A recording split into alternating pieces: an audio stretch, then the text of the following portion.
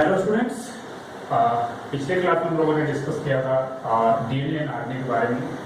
और उसमें ये देखा था कि न्यूक्लियोसाइड, अगर डीएनए का न्यूक्लियोसाइड होगा तो उसमें क्या होगा, और अगर आरएनए का वो न्यूक्लियोसाइड होगा तो वो क्या होगा। फिर उसके बाद न्यूक्लियोटाइड हमने देखा डीएनए एंड आरएनए का कौन कौन सा न्यूक्लियोटाइड होगा, उसका नोमेनक्लेचर हम कैसे करते हैं, क्या किस नाम से बुलाते हैं, अगर न्यूक्लियोटाइड होगा तो क्या होगा और न्यूक्लियोसाइड होगा तो क्या होगा। अब उसके बाद सेपरेटली, चूंकि डीएनए आरएनए क्या है, न्यूक्लिक एसिड है, और डीएनए आरएनए न्यूक्लिक एसिड है, तो हम लोग सेपरेटली दोनों को एक एक करके स्टडी करेंगे। पहले डीएनए का स्टडी करेंगे, फिर आरएनए का स्टडी करेंगे, ठीक है। तो न्यूक्लिक एसिड की बात करें तो न्यूक्लिक एसिड सबसे पहले जो आइसोलेट करने वाले साइंटिस्ट थे उनका नाम था फ्रेडरिक मिक्सचर। फ्रेडरिक मिक्सचर ने इसको आइसोलेट किया था सबसे पहले। जो हॉस्पिटल से बैंडेज बाहर निकलता है, जैसे कोई भी पेशेंट्स का जो घाव होता है, ऊंड उसको घाव बोलते हैं, या वहां से जो पस निकलता है, पस से जो बैंडेज बाहर फेंका जाता था, उसी बैंडेज में जो पस था, उसी पस सेल से क्या किया था, उन्होंने न्यूक्लिक एसिड को आइसोलेट किया था। और उन्होंने इस न्यूक्लिक एसिड यानी फ्रेडरिक मिक्सचर ने इस न्यूक्लिक एसिड का नाम न्यूक्लिन रखा था। यहाँ से डायरेक्ट क्वेश्चन पूछा गया है कि न्यूक्लिन टर्म किसने यूज किया था, या फर्स्ट न्यूक्लिक एसिड, सबसे पहले न्यूक्लिक एसिड को किसने आइसोलेट किया था। That was Friedrich Miescher. ये कहां से किया था, फ्रॉम पस सेल से, और इन्होंने ही न्यूक्लिक एसिड का नाम क्या दिया था, न्यूक्लिन। बाद में इसका न्यूक्लिक एसिड कहा गया, न्यूक्लिक एसिड इसका नोमेनक्लेचर बाद में किया गया। तो अब हम लोग कर लेते हैं न्यूक्लिक एसिड। चूंकि डीएनए एंड आरएनए की बात करें तो पहले हम लोग डीएनए की स्टडी करते हैं। डीएनए की अगर बात करें तो डीएनए का जो स्ट्रक्चर है, जो सबसे सक्सेसफुल साइंटिस्ट थे इसका स्ट्रक्चर देने वाले साइंटिस्ट, उनका नाम था वाटसन एंड क्रिक। इसी डिस्कवरी के लिए उनको क्या मिला था, नोबेल प्राइज मिला था, इसी डिस्कवरी के लिए, डीएनए की स्ट्रक्चर के लिए। एंटी पैरेलल जो स्ट्रक्चर होता है, डबल स्ट्रैंडेड स्ट्रक्चर, तो डबल स्ट्रैंडेड स्ट्रक्चर क्या था, वाटसन एंड क्रिक दिया था। और वाटसन एंड क्रिक को इसी डिस्कवरी के लिए, चूंकि ये बहुत बड़ी डिस्कवरी उनके टाइम में थे, और 1953 में ये सबसे पहले क्या किया था, इन्होंने ही दिया था। इसके पीछे तो बहुत ही एक इंटरेस्टिंग स्टोरीज है। एक्चुअली था क्या कि डीएनए पे बहुत सारे साइंटिस्ट उस समय काम कर रहे थे, 60s के टाइम में या 50s के टाइम में, अर्ली 50s के कह सकते हैं, अर्ली 60s और लेट 50s के टाइम में बहुत सारे साइंटिस्ट काम कर रहे थे। उसी में एक साइंटिस्ट, दो साइंटिस्ट थे, Morris Wilkinson, Rosalind Franklin. Specially Rosalind Franklin क्या था, यानी ये दोनों साइंटिस्ट एक्स रे डिफ्रैक्शन पे काम कर रहे थे। यानी एक्स रे डिफ्रैक्शन वो टेक्निक होता है जिसके थ्रू हम किसी भी मॉलिक्यूल्स का, जो भी small molecules like DNA, RNA, protein, किसी का भी हम एक इमेज ऑब्टेन कर सकते हैं, और उस इमेज के बेसिस पे हम ये बता सकते हैं कि इस जो चाहे वो प्रोटीन हो, डीएनए हो या आरएनए, उसका स्ट्रक्चर कैसा है। तो चूंकि उसका सारा स्ट्रक्चर इस रोजालिंड फ्रैंकलिन और मॉरिस विल्किंसन ने लगभग फाइनल कर लिया था। यानी ये रोजालिंड फ्रैंकलिन स्पेशली, इनको ये पता था कि डीएनए डबल स्ट्रैंडेड होता है, दो स्ट्रैंडेड का होता है। इन्होंने एक्स रे डिफ्रैक्शन टेक्निक से इन्होंने ये ऑब्टेन कर लिया था। लेकिन इनका जो काम था वो प्रोसेस में था। लेकिन वाटसन क्रिक, उसी टाइम में एक साइंटिस्ट थे वाटसन एंड क्रिक, ये दोनों साइंटिस्ट, इसमें जो क्रिक था वो बहुत तेज, बहुत ब्रिलियंट माइंड का था।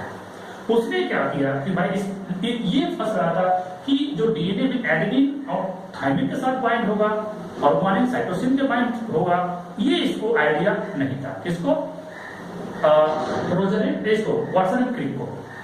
तो वाटसन एंड क्रिक ने क्या किया, एक दिमाग लगाया और उसने क्या किया, रोजालिंड फ्रैंकलिन को क्या किया, अपने यहाँ इन्वाइटेड किया, अपने डिनर पे इन्वाइटेड किया।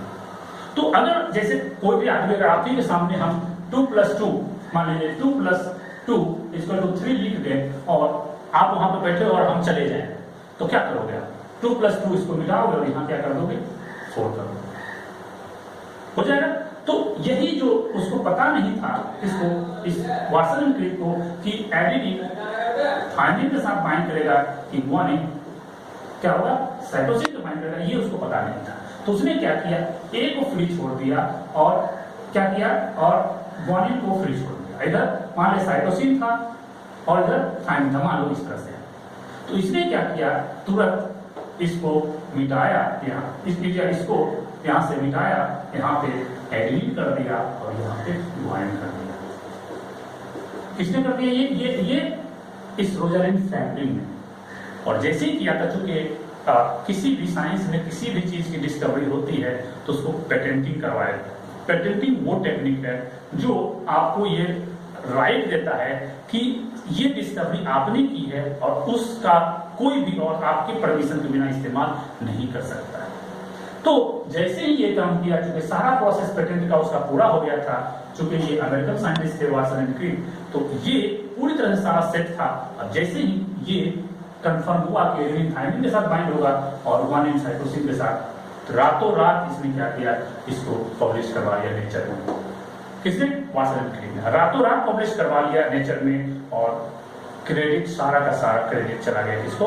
वाटसन एंड क्रिक को। 1953 में यही वाटसन एंड क्रिक जो थे, 1953 में डबल स्ट्रैंडेड डीएनए का जो हेलिक्स होता है, ये डीएनए का जो डबल स्ट्रैंड होता है वो डबल हेलिक्स होता है, 2 स्ट्रैंड का बना होता है, और ये डिस्कवरी, इसीलिए डिस्कवरी डबल स्ट्रैंडेड का किसको चला गया? वाटसन एंड क्रिक।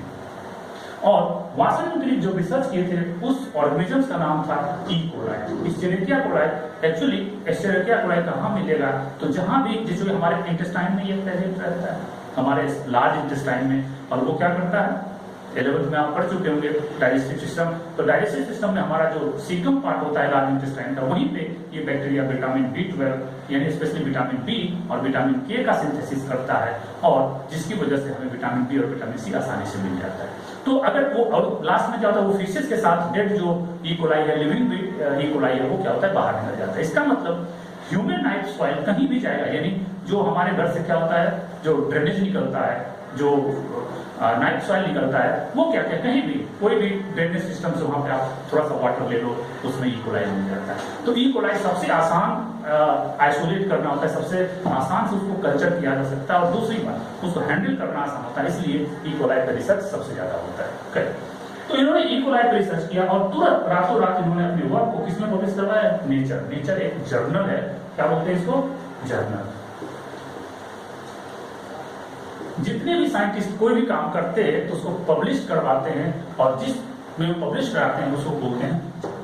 अब इनको रातों रात इनको मिल गया क्या? डबल स्ट्रैंडेड का कॉन्सेप्ट इनको मिल गया, और चूंकि ये एक्सप्लेनेशन भी मिल गया कि गुआनिन साइटोसिन के साथ बाइंड होगा और एडेनिन थायमिन के साथ बाइंड। ये एक्सप्लेनेशन क्योंकि रोजालिन फ्रैंकलिन ने इसको बता दिया, ये वहां पे उन्होंने सेट कर दिया था अपने आप, जो हेलिक्स मॉडल रखा हुआ था उसको क्या क्या उन्होंने मैच करा दिया। रातों रात इनको मिल गई और रोजालिन फ्रैंकलिन क्या होगा, नेपथ्य में चली गई, छुपी हुई रह गई। लेकिन आज भी हम लोग इस स्टडी को सुनते हैं और इस स्टडी को बताते हैं कि रोजालिन फ्रैंकलिन एक्चुअली डीएनए का जो एक्चुअल डिफिनेशन या एक्चुअल डायग्राम या फोटोग्राफ कह सकते हैं, रोजालिन फ्रैंकलिन ने ही ऑब्टेन किया था। खैर, तो इनको चला ही गया। तो इस डिस्कवरी के बेसिस पे डीएनए का जो डिफिनेशन है वो हम कह सकते हैं कि DNA is double stranded, short में डीएस लिखते हैं, स्मॉल कैपिटल से कभी नहीं लिखते, इसको स्मॉल से लिखते हैं, double stranded anti parallel. Anti parallel मतलब एक स्ट्रैंड 5 to 3 होगा तो दूसरा स्ट्रैंड 3 to 5। तो ये anti parallel chain of nucleotide, nucleotide के बारे में हम लोग स्टडी कर चुके हैं, तो और पॉलीन्यूक्लियोटाइड भी बना दिए। तो ये क्या है कि बहुत सारे न्यूक्लियोटाइड का चेन है जो एक स्ट्रैंड अगर मान लीजिए 5 to 3 में है या 3 to 5 में है, जैसे 5 to 3 में इस तरह से डायरेक्शन हमेशा 5 to 3 होता है। तो मैं बताऊंगा कि 5 to 3 क्यों होता है, उसका हम एक्सप्लेनेशन बताएंगे। तो जब 5 to 3 चलता है, तो 5 to 3 जब चलेगा तो क्या होता है, एक स्ट्रैंड 5 to 3 होगा, तो नीचे की तरफ नीचे 3 ऊपर 5, तो दूसरा स्ट्रैंड यहाँ से 5 से शुरू कर 5 to 3 होगा। इस तरह से इसका कॉम्बिनेशन होता है, और इस कॉम्बिनेशन की वजह से डीएनए का जो सर्किल है वो मेंटेन रहता है, वो आसानी से डबल स्ट्रैंडेड आपस में क्या होता है, बाइंडिंग किया हुआ रहता है। तो ये क्रेडिट वाटसन एंड क्रिक को चला गया, और इसके बाद उन्होंने एक्सप्लेन किया कि जो डीएनए होता है, डीएनए में दो टर्म होते हैं, दो टर्म यूज करते हैं, स्टेप्स एंड बैकबोन। यानी जब पूरा का पूरा डीएनए है तो उसमें 2 पार्ट्स होता है, एक होता है स्टेप्स, एक होता है बैकबोन। बैकबोन जो होगा, ये स्टेप्स जो होता है जनरली बेस पेयर्स का बना होता है। बेस पेयर्स मतलब एक, जैसे 2 एंटी पैरेलल, एक बेस इसका एक बेस इसका, और ये बेस आपस में दोनों बॉन्ड बनाते हैं, that bond is called hydrogen bond. उस हाइड्रोजन बॉन्ड के द्वारा, जैसे मैंने बताया गुआनिन एंड साइटोसिन, ये जो मैंने लिखा है ये क्या है, बॉन्ड है, इसी को बोलते हैं क्या, हाइड्रोजन बॉन्ड। इसी हाइड्रोजन बॉन्ड के द्वारा दोनों बेस जुड़ा हुआ रहता है। अब इसी बेस को क्या बोलते हैं, इस तरह से इस टर्म दिया जाता है क्या, इसको स्टेप्स। और दूसरा होता है बैकबोन। बैकबोन मतलब जो उसका साइड वाला पार्ट होगा मेन बैकबोन जो लाइन बनाएगा उस लाइन को क्या कहते हैं बैकबोन, और इस बैकबोन में शुगर प्लस फॉस्फेट होगा। इस बैकबोन में क्या होगा शुगर प्लस फॉस्फेट, और ये शुगर चूंकि डीएनए है तो क्या कौन सा शुगर होगा डीऑक्सीराइबोज। या डीएनए का हमेशा नाम ही याद रखिए, अगर कहीं कंफ्यूजन हो तो 2-डीऑक्सीराइबोज उसका नाम याद रखिए, 2-डीऑक्सीराइबो न्यूक्लिक एसिड यानी 2 डीएनए। तो पता चल जाएगा कि सेकंड पोजीशन पे क्या हुआ है ऑक्सीजन का क्या हुआ है डीऑक्सीजनेशन हो गया। तो ये बात हो गई। अब इसका हम एक डायग्राम की बात करें, अगर इसका बेसिक डायग्राम देखें, यानी अब ये डिफिनेशन जो हमारा है DNA double stranded and anti parallel कैसे होता है, डबल स्ट्रैंड है नहीं है तो क्या है, कैसे कैसे स्ट्रक्चर होता है, और एंटी पैरेलल है तो कैसे, ये दोनों को प्रूफ करने के लिए क्या करते हैं, इस डिफिनेशन को प्रूफ करने के लिए क्या करते हैं, पहला पॉइंट है डबल स्ट्रैंडेड। तो डबल स्ट्रैंडेड की बात करें तो ये जो 5 to 3 देखिए 5 to 3 एक स्ट्रैंड है, तो दूसरा क्या है 3 to 5 है। तो इसमें इसी में क्या होता है बहुत सारे स्ट्रैंड आपस में क्या होता है इस तरह से, यानी ये जुड़े हुए रहते हैं आपस में।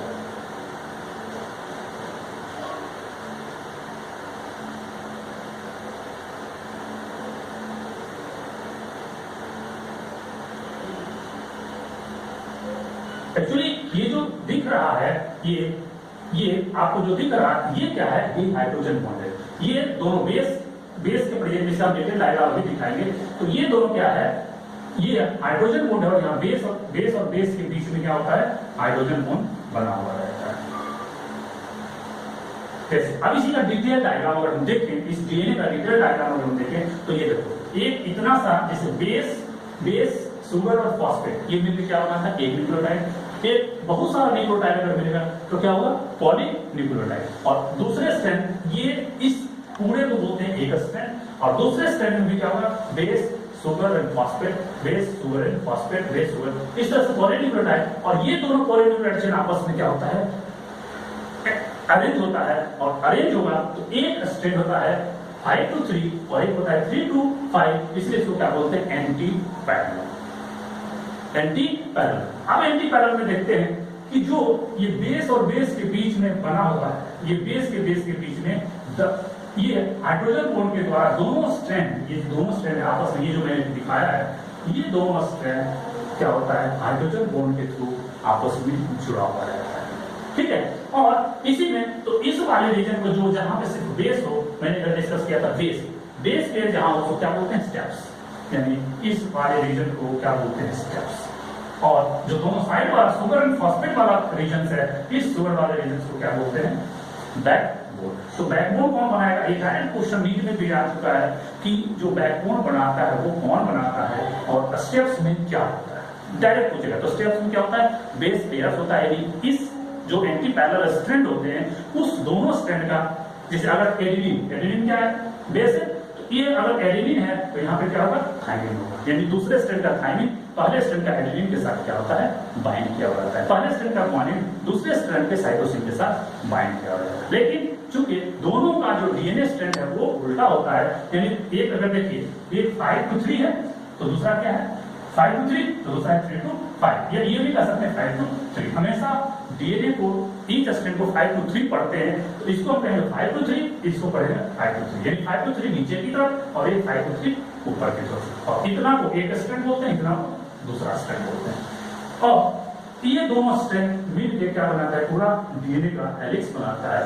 तो अब ये प्रूफ हो गया इस डायग्राम से कि जो डीएनए का स्ट्रैंड दोनों होता है वो क्या होता है एंटी डबल, जो ये प्रूफ हो गया कि डीएनए डबल स्ट्रैंडेड होता है, ये डबल स्ट्रैंड होता है और कैसे कैसे बाइंड किया हुआ रहता है ये क्लियर हो गया। ठीक, अब दूसरा जो इसका डेफिनेशन में है एंटी पैरेलल। एंटी पैरेलल क्यों होता है, कोई भी क्वेश्चन पूछेगा कि डीएनए एंटी पैरेलल क्यों होता है, दोनों पैरेलल ही क्यों होता है, नहीं 5 to 3 और 5 to 3 या 5 to 3 5 to 3 क्यों नहीं होता है, क्या कारण है कि एक स्ट्रैंड 5 to 3 हो जाता है, एक स्ट्रैंड 3 to 5 हो जाता है, क्या रीजन है? इसके पीछे जो बेसिक रीजन है, अगर हम डायग्राम देखते हैं इसी को एक उठा के देखते हैं इसका और एक उठा के देखते हैं इसका, तो हम सारा समझ में आ जाए। इसमें अगर हम देखें तो फॉस्फेट का 5 रिंग ऊपर की तरफ है और ये 3 रिंग नीचे की तरफ है। ये शुगर मॉलिक्यूल में 3 रिंग होता है, 3 प्राइम इसलिए बोलते हैं इसको कि 3 प्राइम यहीं पे जो शुगर मॉलिक्यूल का तीसरा कार्बन है उस पर OH ग्रुप होता है, वो हाईली रिएक्टिव होता है। तो जो दूसरा आएगा, दूसरा न्यूक्लियोटाइड आएगा, वो कहाँ जुड़ेगा, इसे 3 पे जुड़ेगा। जैसे ये देखो यहाँ 5 है तो ये 3 रीजन, 3 से कौन जुड़ा 5, फिर इसका 3 से कौन जुड़ा 5, इसका 3 से जुड़ा कौन 5, इसका फिर 3 आया तो नेक्स्ट जो आएगा वो 5 वाला यहाँ कंबाइन करेगा। तो पिछले डायग्राम में आप लोग उसको देख के समझ लीजिएगा बढ़िया से। अब हम बात करते हैं एंटी पैरेलल। तो एक स्ट्रैंड का हमने ये तीनों उठाया तो क्या है, देखो बेस, शुगर और फॉस्फेट। इसका शुगर वो ऊपर की ओर हो तो शुगर ऊपर की ओर है, ठीक है, ये ऊपर की ओर है, जैसे 5 to 3 इस तरह से हम अगर बात करें तो ये 5 से देखो 5 भी ऊपर है और 3 नीचे है, ठीक है। तो अब ये क्या है, ऊपर की ओर है। अब हम बात करते हैं इसको इस दूसरे वाले स्ट्रैंड, 5 to 3 इधर है। अब दूसरे वाले स्ट्रैंड को हम आगे अगर देखें तो देखो 3 जैसे ऊपर है और 5 यहाँ पे जो कंबाइन होगा ये इस तरह से क्या होगा, कंबाइन, और ये 5 प्राइम यहाँ आ गया। तो देखो 5 to 3 अब देखो सारा सेम है, यानी फॉस्फेट भी सेम है, ये भी सेम है, लेकिन यहाँ पे जो शुगर मॉलिक्यूल है देखो ये OH, ये जो शुगर है ऊपर की ओर है और ये शुगर क्या हो गया, रिवर्स हो गया। चूंकि इस स्ट्रैंड में सब कुछ सेम है लेकिन शुगर मॉलिक्यूल ऊपर की ओर है, लेकिन इसमें शुगर मॉलिक्यूल क्या हो गया, उल्टा हो गया, पूरा का पूरा एंटी पैरेलल।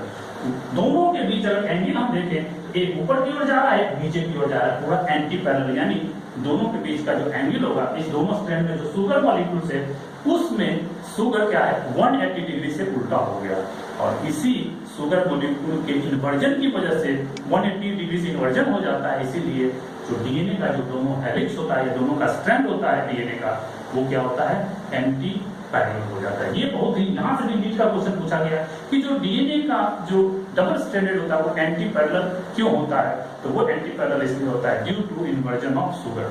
सिर्फ शुगर मॉलिक्यूल उल्टा हो जाता है 180 से, अगर इसका स्ट्रैंड ऊपर की ओर है तो ये नीचे होगा, अगर इसका नीचे की ओर होगा तो ये ऊपर की ओर, ठीक है। तो इसका ये दोनों का हम कंक्लूजन इसी वजह से जो अगर हम देखते हैं ये देखो वन स्ट्रैंड और ये दूसरा, तो एक ऊपर एक नीचे, चूंकि ये दोनों एक दूसरे के अपोजिट है इसलिए इसको क्या बोलते हैं, एंटी पैरेलल। ये दोनों स्ट्रैंड क्या है, एंटी पैरेलल है। और अगर हम इसका कंक्लूजन निकालें, इसका अगर हम कंक्लूजन देखें तो क्या था, in DNA double stranded orientation of sugar of one polynucleotide, यानी orientation of sugar of first nucleotide, इसका अगर हम देखें तो एक का क्या है, ऊपर की ओर है, यानी remains inverted at an angle of 180 degree to that of the complementary polynucleotide chain। कहने का मतलब ये है कि अगर एक ऊपर की ओर है तो दूसरा क्या है, पूरा का पूरा देखो at an angle of 180 degree. ये एंगल याद रखना बहुत जरूरी है। यहाँ से क्वेश्चन पूछा जा सकता है कि कितना आउट, ठीक है, उल्टा है तो कितना है, 180 है, 190 है, 170 है, तो एग्जैक्टली 180 डिग्री होता है। पूरा एंटी पैरेलल का मतलब ये होता है ये उल्टा पूरा, ये इधर तो ये, यानी उत्तर दक्षिण की बात करें, साउथ नॉर्थ ईस्ट वेस्ट, तो ये पूरा एक दूसरे का क्या है, अपोजिट है, 180 डिग्री से इन्वर्ट करता है। सो अब चूंकि इसकी वजह से क्या होता, ये जो कंक्लूजन है, ये कंक्लूजन हमें ये बताता है कि फाइनली प्रूफ कर देता है ये कंक्लूजन कि जो डीएनए का दोनों स्ट्रैंड होता है वो क्या होता है, एंटी पैरेलल, ठीक है। ये सारा इसका एक्सप्लेनेशन है, इसी के बेसिस पे हम लोग किसी भी क्वेश्चन को इससे जो रिलेटेड है आसानी से अटेम्प्ट कर सकते हैं। तो बात करें कि जो एडेनिन एंड थाइमिन जो बेसिस होते हैं या ग्वानिन एंड साइटोसिन जो बेस होता है आपस में बाइंड करता है, तो ग्वानिन साइटोसिन के साथ बाइंड करेगा तो कैसे बाइंड करेगा, और एडेनिन थाइमिन के साथ बाइंड करेगा तो वो कैसे बाइंड करेगा। तो बात हम करें कि ये अगर बेसिक स्ट्रक्चर, चूंकि डीएनए स्ट्रैंड जो होता है वो एंटी पैरेलल हम लोग देख चुके हैं, तो एंटी पैरेलल में क्या होता है कि एक शुगर मॉलिक्यूल, चूंकि एंटी पैरेलल पिछले वहां हम देखेंगे कि साइड में एक जो क्वेश्चन था उस क्वेश्चन में मैंने वहां पे राइट डाउन कर दिया है।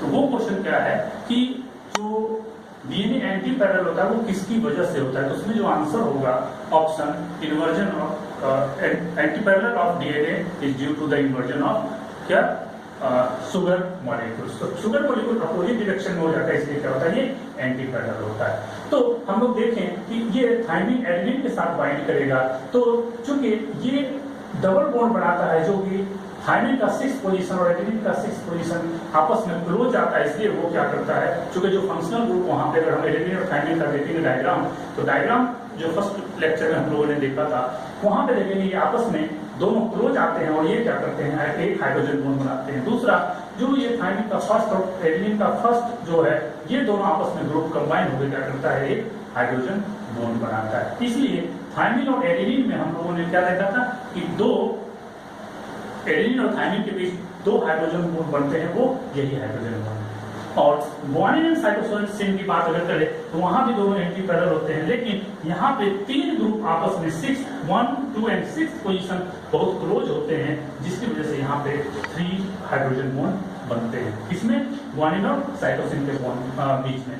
इसीलिए अगर किसी भी ऑर्गेनिजम्स में अगर कह दिया जाए कि जो गुआनिन साइटोसिन जिसमें ज्यादा होगा, गुआनिन साइटोसिन का अमाउंट जिसमें भी ज्यादा होगा, उसका डीएनए ज्यादा स्टेबल होगा, क्योंकि गुआनिन और साइटोसिन के बीच जो बॉन्ड है वो 3 बॉन्ड होता है और एडेनिन और थायमिन के बीच जो बॉन्ड होता है वो 2 बॉन्ड होता है। क्यों?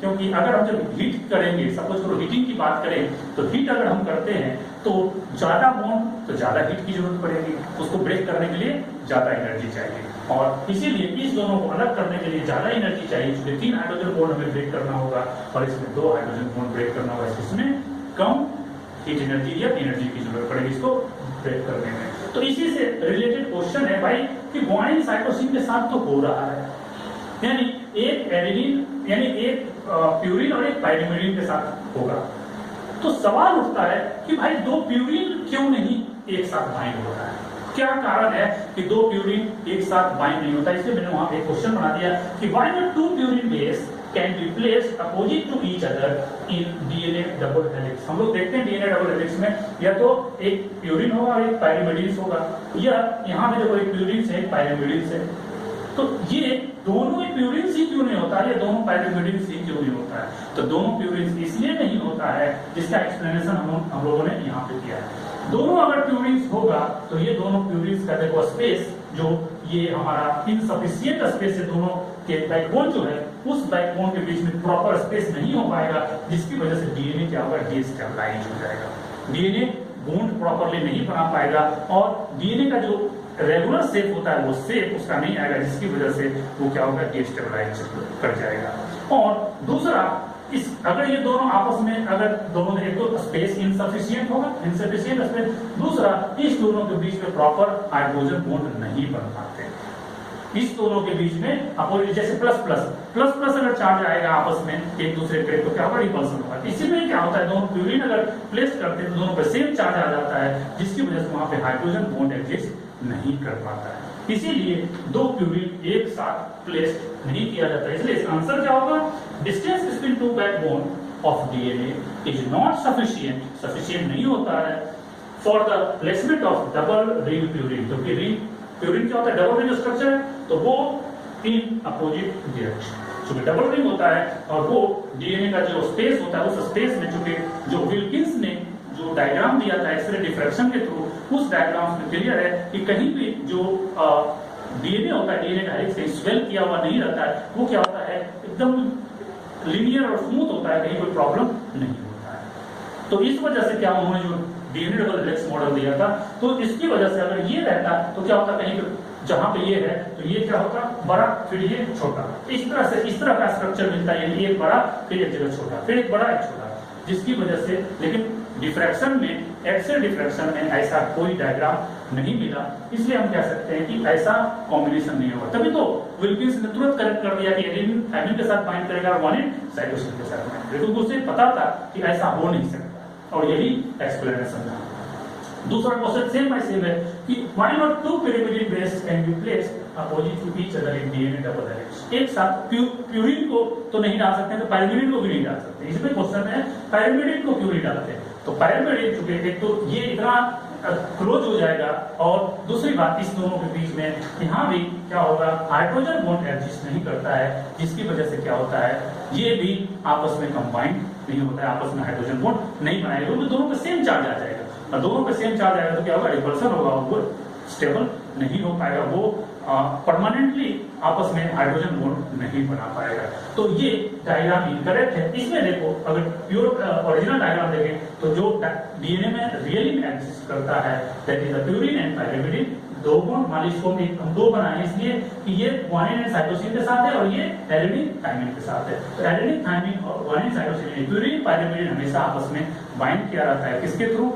डबल हाइड्रोजन बॉन्ड या triple hydrogen bond. Double hydrogen bond होगा तो एडेनिन थायमिन होगा, और ट्रिपल जब होगा तो उसमें क्या होगा? Guanine and cytosine. आज हम लोग देखते हैं क्या इसके बाद। अब हम लोगों ने क्या देखा कि कैसे कौन कौन सा, हम लोगों ने देखा कि कौन कौन सा बेस किसके साथ बाइंड होता है और कितने बॉन्ड बनाता है, कैसे बॉन्ड बनाता है, ये हम लोगों ने वहां पे देखा। अब हम लोग ये देखते हैं कि जो इससे रिलेटेड डीएनए से रिलेटेड जो थ्योरी है ये उससे रिलेटेड कि डीएनए में क्या होगा, ग्वानिन साइटोसिन के साथ कैसे बाइंड करेगा, या ग्वानिन साइटोसिन के साथ बाइंड करता है, एडेनिन थायमिन के साथ बाइंड करेगा, और एडेनिन थायमिन कितना होगा, ग्वानिन साइटोसिन कैसे कितना होगा किसी भी ऑर्गेनिजम्स में।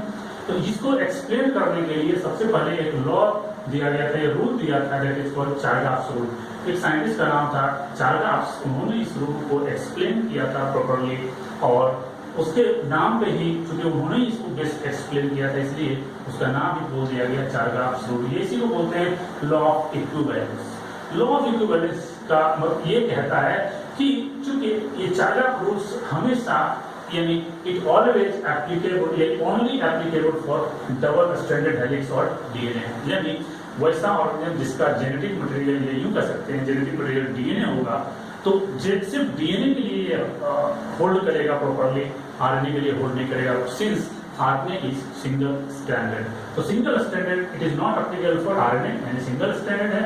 तो अगर बात करें ये डीएनए डबल हेलिक्स है, डीएनए का हम लोग सीधा सिंपल स्ट्रक्चर अगर बनाए दिए तो 5 एक स्ट्रैंड क्या होगा, क्योंकि दोनों स्ट्रैंड एंटी पैरेलल होते हैं, एक 5 to 3, एक 5 to 3, यानी एक ऊपर की ओर एक नीचे की ओर होगा, और एडेनिन थायमिन के साथ डबल हाइड्रोजन बॉन्ड के साथ बाइंड किया हुआ रहता है, और ग्वानिन साइटोसिन के साथ ट्रिपल बॉन्ड के द्वारा बाइंड किया हुआ रहता है। तो अब हम इसके बेसिस पर बात करें कि किसी भी ऑर्गेनिजम्स में जो एडेनिन या ग्वानिन या थायमिन या साइटोसिन कितना होगा और उसका कैलकुलेशन हम कैसे करते हैं, तो ये हम लोग चारगाफ्स रूल से आसानी से कैलकुलेट हम कर सकते हैं। किसी भी ऑर्गेनिज्म एडेनिन का कितना परसेंटेज है, ग्वानिन का कितना परसेंटेज है, हर एक बेस का हम कैलकुलेशन आसानी से कर सकते हैं। तो ये पॉइंट बहुत ही इंपॉर्टेंट है, हमेशा याद रखना है कि it is only applicable for DNA not for RNA. Chargaff's rule सिर्फ डीएनए के लिए होता है, आरएनए के लिए वैलिड नहीं होगा। क्यों?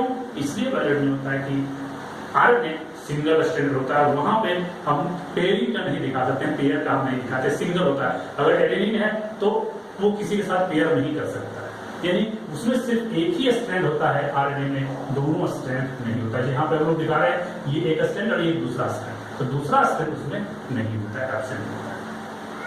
तो अकॉर्डिंग टू द चारगाफ्स इन्होंने क्या कहा था कि किसी भी ऑर्गेनिजम्स में, कोई भी ऑर्गेनिजम्स होगा तो उसमें number of purine base is equal to number of pyrimidine base, यानी प्यूरिन बेस जितना होगा, चाहे वो परसेंट में हो चाहे नंबर में हो, अगर percentage of purine base equal to percentage of pyrimidine base, क्योंकि हम लोग जानते हैं कि एक प्यूरिन हमेशा एक पायरिमिडिन से कंबाइन करता है, तो जितना प्यूरिन होगा उतना पायरिमिडिन भी होगा। तो उसी के बेसिस पर हम कह सकते हैं कि अगर किसी ऑर्गेनिजम्स में एडेनिन जितना होगा उतना ही क्या होगा, थायमिन होगा। इसीलिए एडेनिन थायमिन का अगर रेशियो होगा तो ऑलवेज 1 आएगा। किसी भी ऑर्गेनिजम्स में अगर प्यूरिन एडेनिन जितना होगा उतना ही थायमिन होगा, जितना ग्वानिन होगा उतना ही साइटोसिन होगा, और अगर एडेनिन और थायमिन का रेशियो देखें वो भी 1 आएगा, और ग्वानिन जितना होगा उतना साइटोसिन, क्योंकि ग्वानिन सिर्फ साइटोसिन के साथ ही बाइंड कर सकता है, एडेनिन सिर्फ थायमिन के साथ बाइंड कर सकता है। इसीलिए दोनों का अगर रेशियो लेंगे तो ये 1 होगा, और ग्वानिन बटा साइटोसिन का भी रेशियो लेंगे तो ये भी क्या होगा, 1 रेशियो होगा। तो इसके बेसिस पे हम कह सकते हैं कि टोटल नंबर ऑफ प्यूरिन यानी adenine plus guanine is equal to thymine plus cytosine, यानी किसी भी ऑर्गेनिजम्स में चाहे जितना भी इस अर्थ पे ऑर्गेनिजम्स होगा, प्यूरिन बटा प्यूरिन एंड pyrimidine का जो रेशियो होगा वो हमेशा 1 होगा।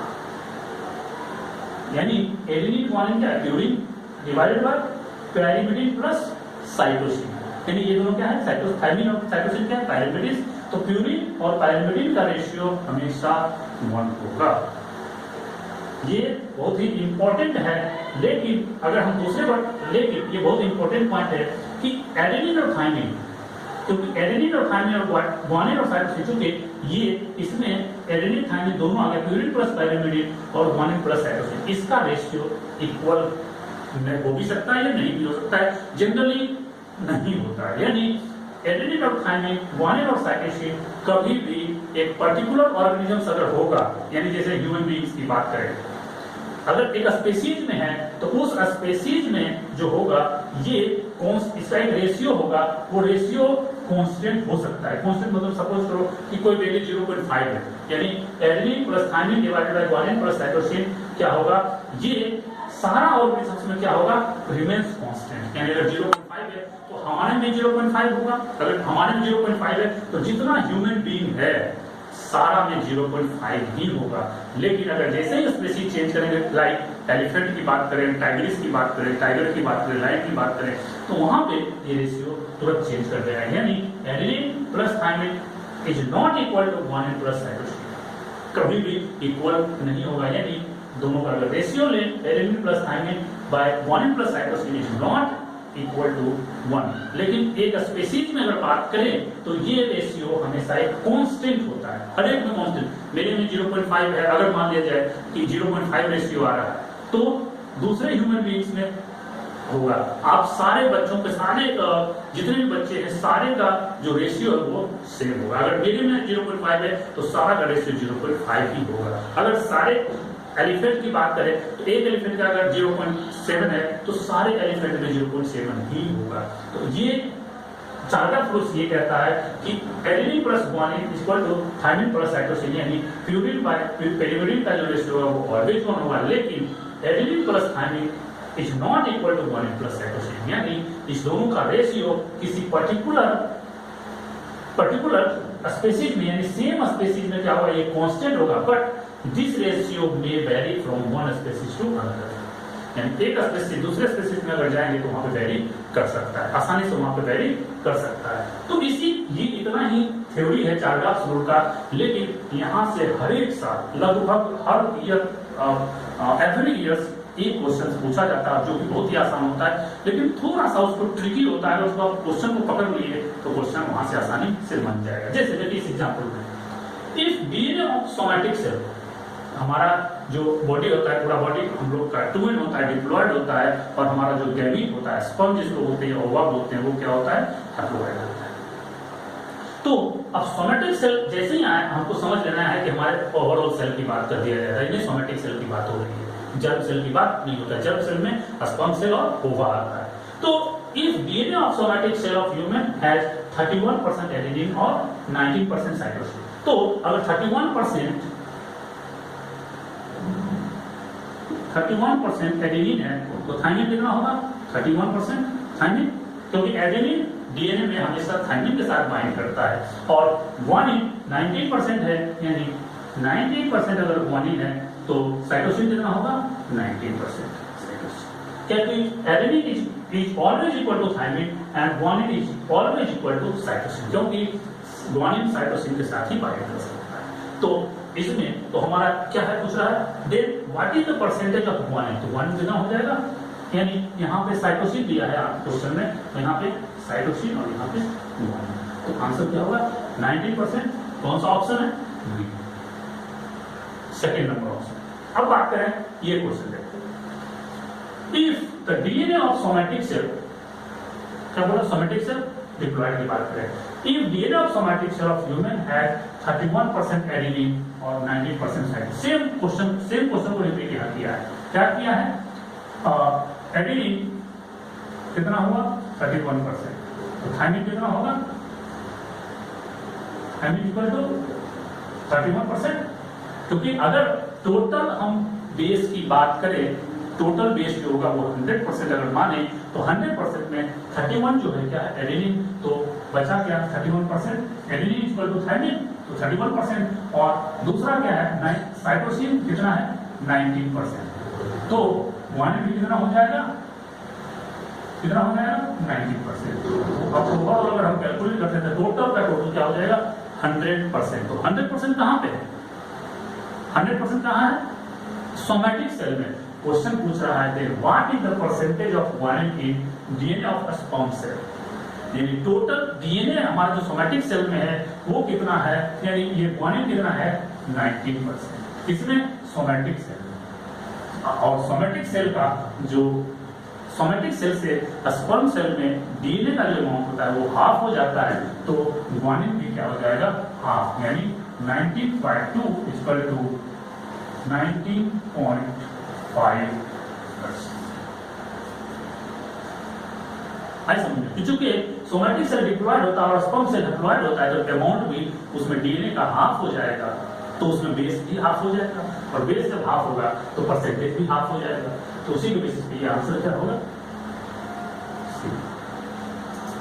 अब एक नीट 15 में क्वेश्चन पूछा गया था, क्या पूछा गया देखिए, in sea urchin DNA, sea urchin एक एनिमल्स होते हैं, वो क्या होता है, मिलते हैं जनरली सी में मिलते हैं। तो in sea urchin DNA which is double stranded, यानी व्हिच इज, इसके पास एक डीएनए है जो डबल स्ट्रैंडेड है, इसका मतलब चार का फ्रूट फॉलो होगा। जब डबल स्टैंडर्ड बोल दिया गया तो इसका मतलब चार का फ्रूट फॉलो होगा। अगर क्वेश्चन में नहीं है इसका मतलब हम लोग अंडरस्टूड है कि चार का फ्रूट के बारे में ही पूछ रहा है, ठीक है। तो यह है व्हिच इज डबल स्टैंडर्ड। अब क्वेश्चन में क्या दिया गया, 17% of the base were shown to be cytosine, यानी 17% क्या है, साइटोसिन कितना है 17%। तो ऑब्वियसली गुआनिन कितना हो जाएगा, तो चूंकि साइटोसिन जितना होगा उतना ही गुआनिन होगा, तो गुआनिन भी कितना हो जाएगा 17%। टोटल कितना है हमारा 100%, तो 100% में 17 प्लस 70 कितना हो गया 34%, इक्वल टू क्या हो गया गुआनिन प्लस साइटोसिन, बचा कितना 66%, यानी 66% equal to adenine plus thymine, ये भी होगा क्योंकि 100% है टोटल बेस पेयर। तो total base, total number of base या टोटल परसेंटेज ऑफ बेस 100%, तो 100% में 34% है गुआनिन प्लस साइटोसिन, तो जो बचेगा वो तो एडेनिन और थाइमिन रहेगा। तो 66% क्या है एडेनिन थाइमिन, तो जितना एडेनिन उतना थाइमिन, तो 66 का हाफ कितना होगा, इसलिए adenine equal to 33% and thymine equal to 33%। तो अब हम देख लेते हैं ऑप्शन हमारा कौन मैच कर रहा है। देखो ये गुआनिन 17%, एडेनिन 33% और थाइमिन 33%, हमारा जो आंसर होगा वो ये तो बिल्कुल आसान क्वेश्चन था। यहाँ पे जब स्पर्म सेल की बात करें तो वो क्वेश्चन पे ज्यादा ध्यान देने की जरूरत है। इसी से रिलेटेड देखो एक और क्वेश्चन है, इन अ बी डीएनए, जो नॉर्मल डीएनए होता है, जितने भी स्पीशीज में नॉर्मल डीएनए पाया जाता है उसी को बी डीएनए नाम दिया गया। हम लोग आगे देखेंगे डीएनए का टाइप क्या होता है और उसमें बी डीएनए का क्या रोल होता है। तो in B DNA total number of base pairs, base pair मतलब वन पेयर, बेस हमेशा पेयर में होगा, तो number of base pair is 200, ठीक है। ऊपर में कहीं भी बेस पेयर नहीं दिया हुआ था, तो total number of base pair is 200 if there is 80 cytosine, total base pair 200 है, उसमें साइटोसिन कितना है बेस, ये साइटोसिन बेस कितना है 80, देन एडेनिन जो है वो कितना होगा, then what is the number of adenine in such DNA. तो सबसे पहले बेस पेयर इसका तो कितना हो गया, टोटल बेस पेयर इसका तो कितना हो गया 200, तो इसलिए क्या होगा बेस, टोटल बेस इसका तो क्या होगा, टोटल बेस इक्वल टू आ गया 200 into 2 इक्वल टू 400 बेस। अब 400 बेस हमारे पास आ गया। अब 400 बेस में क्या है 80 साइटोसिन, यानी 80 साइटोसिन है तो गुआनिन भी कितना होगा 80 होगा, 80 क्योंकि गुआनिन और साइटोसिन बराबर होता है। 80 प्लस 80 कितना हो गया 160, यानी टोटल कह सकते हैं क्या guanine plus cytosine equal to 160। अब 160 टोटल बेस हमारे पास कितना है 400, 400 में 160 गया तो कितना बचा 240, 240 जो बचा वो क्या है एडेनिन प्लस थायमिन। अब 240 का एडेनिन प्लस थायमिन है तो सिर्फ एडेनिन कितना होगा 120 और थायमिन कितना होगा 120। ऑप्शन पूछा है, जो क्वेश्चन पूछ रहा है मेनली वो एडेनिन का नंबर कितना होगा, तो एडेनिन का नंबर होगा 1। ऑप्शन ए सही होगा। इसी तरह से एक और क्वेश्चन है, इन अ बीडीएनए टोटल नंबर ऑफ बेस, देखिए यहाँ बेस पेयर था और यहाँ क्या हुआ, इसी क्वेश्चन को रिपीट किया, नंबर ऑफ बेस 200, बेस अगर हो तो 200, बेस पेयर हो तो 400, तो यहाँ टोटल जो दिया है वो base adenine plus guanine and cytosine plus guanine equal to 200, यानी टोटल बेस हमारे पास 200 है, जिसमें देयर इज 80 साइटोसिन। 80 साइटोसिन होगा तो गुआनिन कितना होगा, साइटोसिन अगर 80 है तो गुआनिन भी कितना होगा 80 होगा, यानी adenine plus cytosine plus guanine equal to कितना होगा 160। बचा कितना 200 हमारे पास था, तो 200 में साइटोसिन प्लस गुआनिन है 160, यानी एडेनिन प्लस थायमिन कितना होगा 40। Adenine plus thymine equal to 40, इसलिए adenine equal to 20, thymine equal to 20। Answer क्या होगा, एडेनिन का नंबर कितना होगा 20, आंसर विल बी सी। तो चार्गाफ रूल से रिलेटेड क्वेश्चन यही इसी तरह के क्वेश्चन होंगे, क्वेश्चन पे थोड़ा सा ध्यान देना है, और जहां भी क्वेश्चन मिले अगर कोई प्रॉब्लम हो तो उसको हमारे पर्सनल व्हाट्सएप नंबर पे क्वेश्चन भेजिए, और मैं इमीडिएटली जब भी मुझे टाइम मिलेगा मैं इमीडिएटली आपका उस क्वेश्चन का सॉल्यूशन इसी बोर्ड पे करके मैं आपको भेज दूंगा। ठीक है, तो ये पूरा ओवरऑल है चार्गाफ रूल के बारे में।